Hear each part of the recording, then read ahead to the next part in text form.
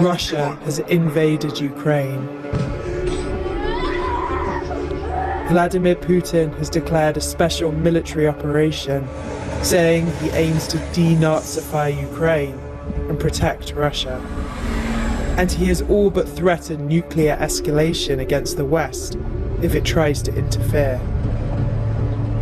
The Economist correspondent Richard Ensor is in the Ukrainian capital, Kyiv. Overnight, everything's changed. We went to bed.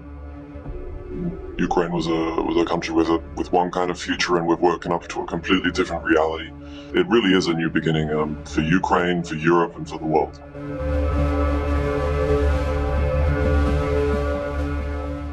People have been hearing that in 2 days' time, in 2 weeks' time, in the coming days, Russia will invade. And like a boy who cries wolf, these reports have sometimes instilled in Ukrainians a bit of hardened skepticism. So when there were reports last night that yet again a Russian invasion may be imminent, some people took them completely seriously and stayed up all night checking the news, preparing their bags, and other people went straight to bed and got a really big shock when they woke up. I woke up early this morning and I heard immediately through my window these very loud sirens, which suggest that in Kyiv, in the capital of Ukraine, there was about to be an air raid. So of course I grabbed my bag and I run down to the street, and you could see that on the streets the mood was an immediate shift from what it had been the day before. People were very grim. We heard a police car coming by and they told us that we needed to run to the nearest metro station. And we didn't know if this was an impending missile raid or just general advice. It was very hard to know. So of course we grabbed our bag and we started to run. And underneath in the metro you saw families huddling, people not knowing what was going on, checking their phones. Babies in prams, people with suitcases and plastic bags full of belongings, sitting around waiting to know what to do. And incredibly, at the same time, you saw people going past, getting on the metro, going to work like it's a completely normal day. I've never seen anything like it before. But you also had people starting to stock up on supplies, probably to stay in Kyiv for a very long time in case things become a bit more chaotic. People filling up their tanks of gas so that they can leave, people buying medication from pharmacies. And this is a city that is suddenly on a war footing.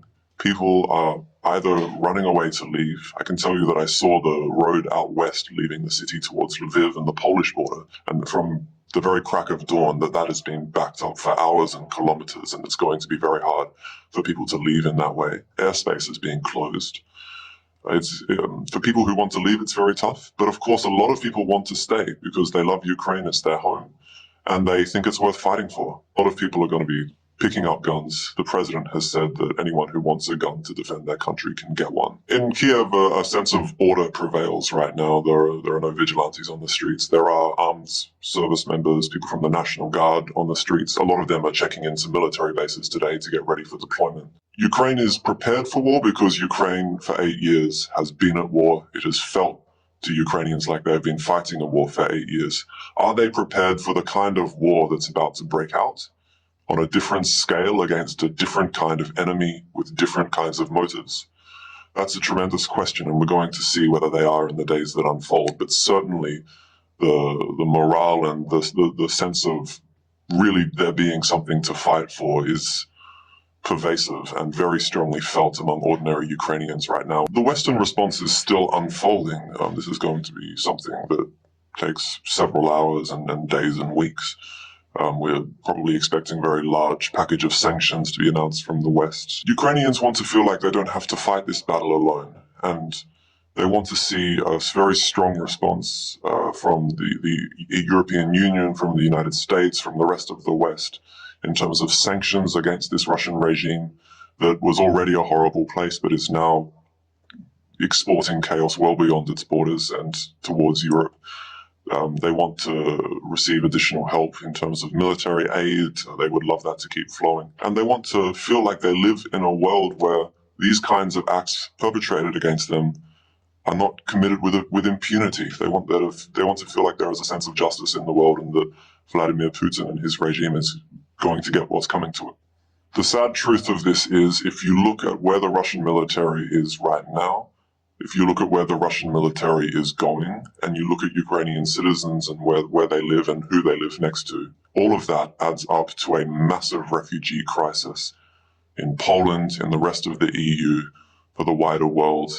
You are already seeing people trying to get to the borders of Moldova, Poland, trying to get through. It's not entirely clear how those countries are going to manage with that initial influx once it really gets going. Whether they keep this door to safety open or whether they slam it shut. That debate is coming to Europe right now.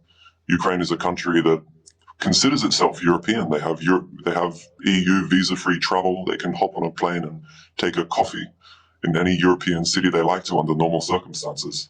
But these are not normal circumstances, and the question of how to manage that is going to be one of the dominant topics of discussion in the weeks to come. For those out there asking how this is going to end, it's a great question because all of the answers are so unthinkable that you don't want to speak them into existence. We're talking about a massive refugee crisis, thousands upon thousands of dead civilians and soldiers, cities being rendered unrecognizable in a matter of days and weeks.